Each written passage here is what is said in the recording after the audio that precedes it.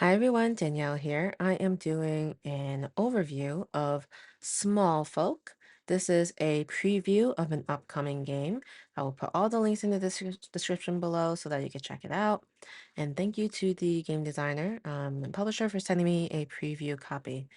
So keep in mind that everything you see is considered a prototype. Things are subject to change along with the design, anything you see on the cards, and also just the rules in general. So please keep that in mind as you watch this video. All right, so I've got this set up for a solo overview. Some of the components are this board, and this board will show you kind of a map of where you might be taking your journey. So this is Smallfolk. This is kind of like the world that this game is built around. You will pick one of the colors as your player color and take that adventurer meeple and put it here. So you'll all start here if you're playing multiplayer.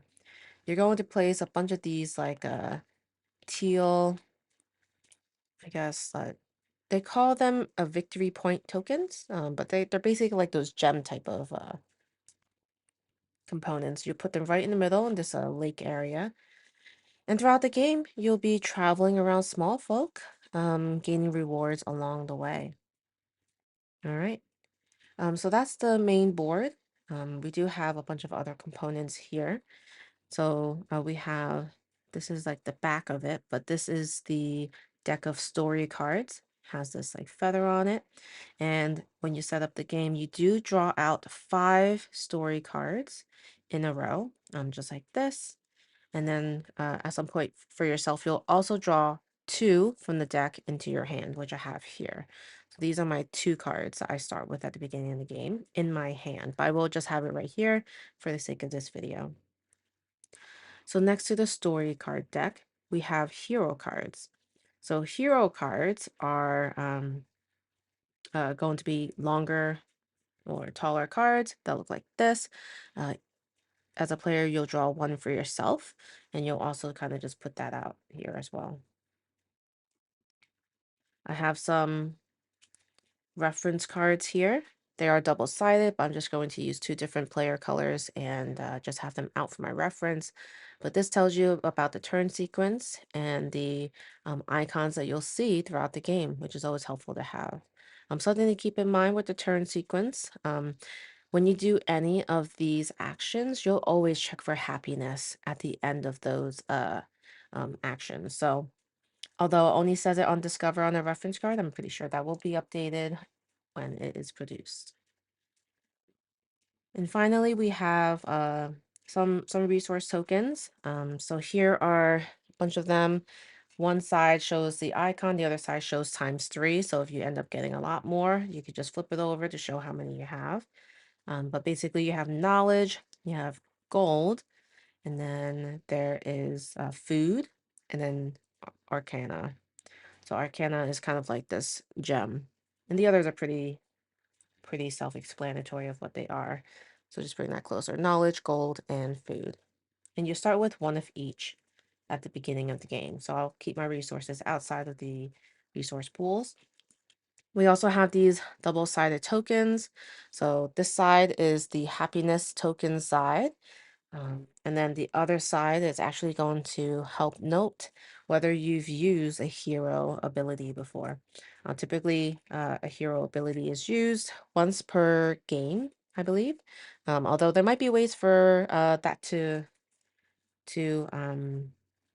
I guess, not be the case, where you might be able to reuse an ability on a hero card. All right, so I guess a little bit about the theme. So you're on a journey through a world of folklore, gathering and telling stories. You will use the resources to play story cards. So story cards are these again, and the cost is on the top left. All right, and then they also have a bunch of traits on the top right to keep in mind. So these cards, they come from Arabian, Celtic, Greek, or Japanese myths.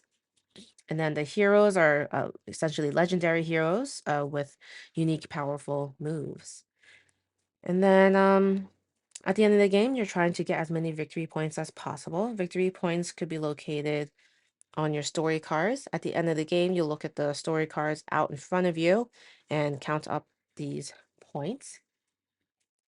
And then, yeah, you just try to beat your own score in this one. There's no true AI.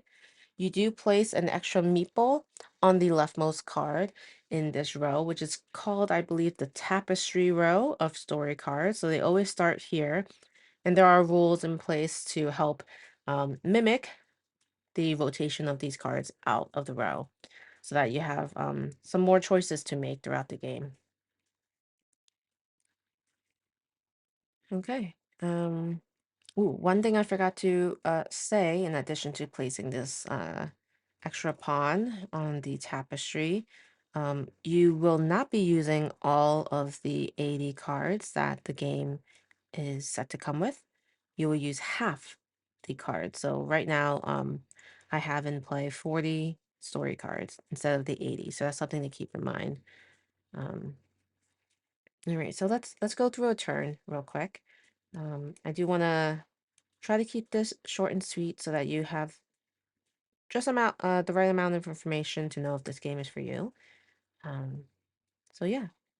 So as far as taking your turn, you could do one of three actions. I'm going to go through each of those so that you understand how it works. So to go over the first one, it's called Discover. So at the beginning of the game, you start with two story cards. To discover, you play a story card from your hand. So we have uh, Anka and Selkie. Apologies if I'm mispronouncing it. And these have costs. So the top left tell you the cost. And right now, I think I'll probably get this one out. The sooner the better. It will give me 3 victory points at the end of the game, and its gather ability is draw 2 story cards. And also when I check for happiness, I'll be able to gain knowledge and also another victory point as well. So I will play this by spending one of each of these resources, Arcana, Food, and Knowledge, and then I'll place it kind of in my tableau. And that's all you do to play a card from your hand. So I still have this card in my hand. I'll leave it right here. All right, so just something to note, if you don't happen to have the specific resource you need, you could play two of any of the same resource as that resource you need. So if you have a lot of resources, you could use it that way. But also keep in mind Arcana tokens are wild, so they can be used for anything. Another option you have is to discard other story cards from your hand that have matching resource symbols in their cost. And each discarded card pays for one resource. So if I wanted to, instead of using that resource, if I didn't have a food resource, I could discard this card and use that one resource towards playing that Inqua card. All right, so now that this is in my story, I will just check the ability. If it has an instant ability, I would do it right away, but it has a gather ability, which we'll take a look at shortly. All right, so at the end of this, we check for happiness. So when you check for happiness, you have to look at the cards in your story that do not already have a happiness token on it. So for example, I'll just look at this one. So there's a card in my story. If I happen to have cards that have this icon in my story, and I would need at least two of them in my story, I get to gain a knowledge and a victory point, and then I put a happiness token on this card to show that I've already used the ability. In this case, I don't have any other cards with that icon. If I can manage to play this card at some point, it will also have a matching icon to that. So that would be helpful if I had another one to play at some point in the game. Then that would satisfy the happiness requirement. So after that, you have to do an extra step in terms of the tapestry. So when you play solo, this adventurer, wanderer is what it's called, will be discarding cards and helping you refresh this tapestry. So it moves over one card to the right. So it's going to move here. And that's the card that will be discarded. We're going to discard this card. and then we're going to refill the empty spaces. All right, there we go. And so once you do that, you just take another action. And this game could be you know, very I feel like very rewarding for a solo player because there's not a lot of wait time, and it's really easy to manage this wanderer. So next, let's talk about taking a journey action. So in any order, you take a step and gain reward, and then you could claim a story card or exhaust a story card. So let's talk about those two options: exhaust a card and claim a card. So you could exhaust a card if it has an exhaust ability to use its power. And you also cannot exhaust a card that's already exhausted.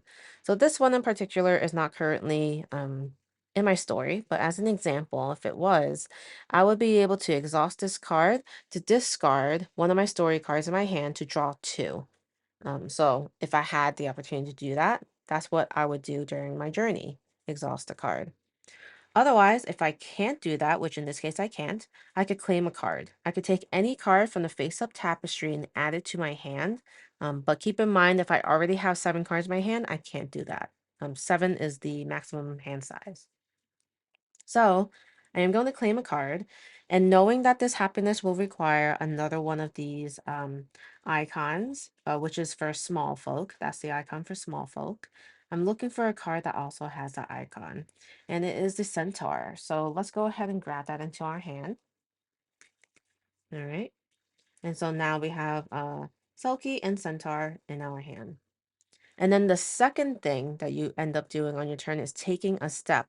So that's moving your adventure pawn one step clockwise on the map.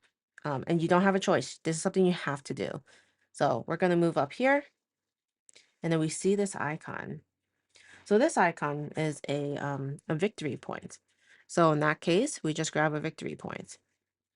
So we'll grab one of these and place it in our possession. So in the rulebook, it seems that the victory points is a bit of a secret, and typically you'll be placing your victory points in a bag so that people can't actually keep track, or they could keep track on their own, I guess. But there's an element of secrecy when it comes to how many victory points somebody has. But in this case, I'll just have it out right here. So that's a journey. That's super simple. Now we check for happiness. Still nothing to fulfill that requirement of having 2 small folk cards out there. We will now refill the tapestry row. This adventurer or wanderer pawn will move to the right. The card that lands on will be discarded. So there's some predictability here. You will know when or what card this wanderer will land on, and then you'll just refill the empty spaces. All right, so let's talk about the final action that you could take on your turn, which is called quest. So questing means you could exhaust your hero card to perform their action. So taking a look at the Voyager, we have an action that says take a journey action, then take a discover action.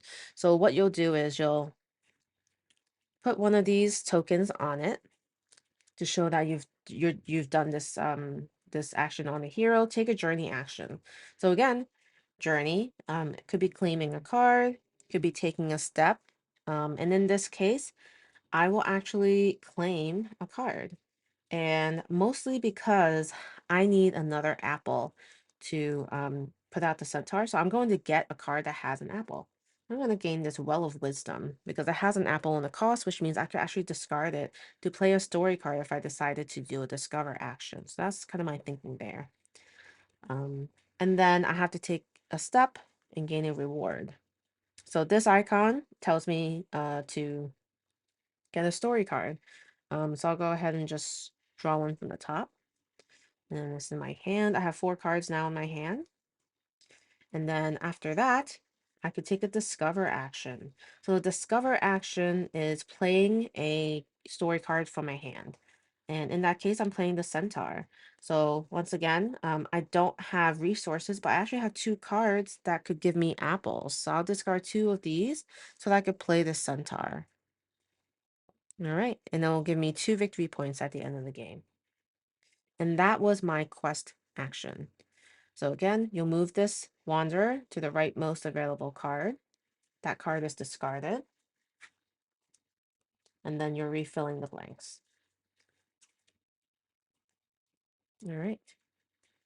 And then on the next round, if I were to do the moving the wanderer to the next card, you just move it to the card closest to the start of the tapestry card.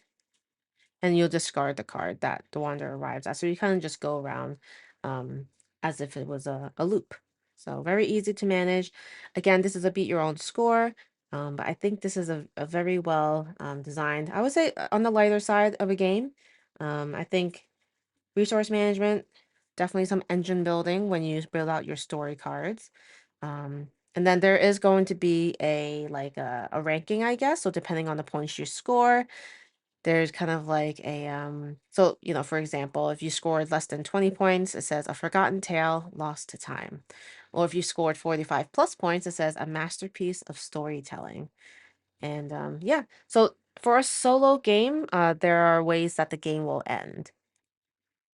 So basically, if this deck ever runs out, that's when the story ends, and then you'll count up your VP and compare it to the chart. All right, well, I hope you enjoyed this quick overview of Smallfolk. Um, I think this is a really fun solo game. There's some really nice art in here. I'm really excited to see what the final one is. This is so adorable. This is one of the story cards that I ended up spending, but very cute. I really like the art style here. And yeah, I'm very much looking forward to this campaign. So if you're interested in backing it, or if you have any questions, also, feel free to leave a comment in the below in the video. But otherwise, feel free to, ask your questions on the campaign page. I'll have a link in the description. And let me know what your thoughts are. Of course, this is also a multiplayer game. So if you're interested in that, I think this one could also be for you. But yeah, my focus here was kind of showing how it plays solo. All right, well, I'm gonna end my video here. Again, thanks so much for watching. If you're not already subscribed, please consider subscribing, and I'll see you next time. Bye.